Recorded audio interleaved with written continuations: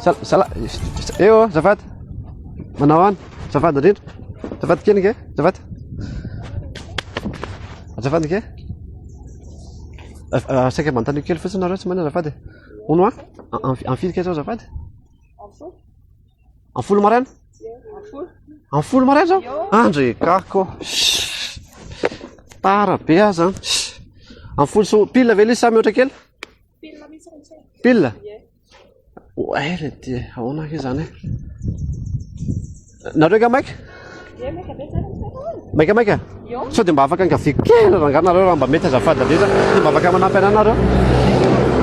Hitanao vevety fotsiny ke? Hitanao vavy. Asao sady miomana kely ana ha.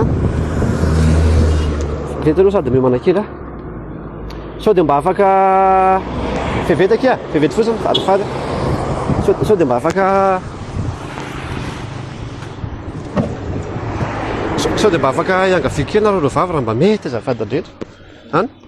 Ka hitanao mantsy efa somary efa tara be de nefa le olona tokony zareo ana mbola nasamy de mivoaka angamba to tsy hitako zareo nefa tsy afaka veloko am'rero fotsiny le trano de so de mba afaka andrasana reo vevety fotsiny le trano de mba ampiasana vevety fotsiny manavatra lehibe hoe tena mba vevety fotsiny hitanao manavatra lehibe za hoe tsisy miandry le trano de mba hiverina kely za aloha fa tsy de lavitra ve re aloha ezakazaka vetivety hoana de mba avy kely ananganareo zafady satria tsy afaka velako rero ty nefa za efa tara de mba so de mba afaka andrasana vevety rangala entana tsy manena vevety fotsiny azafady vevety fotsiny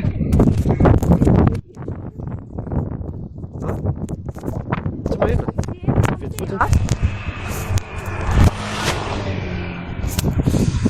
soloa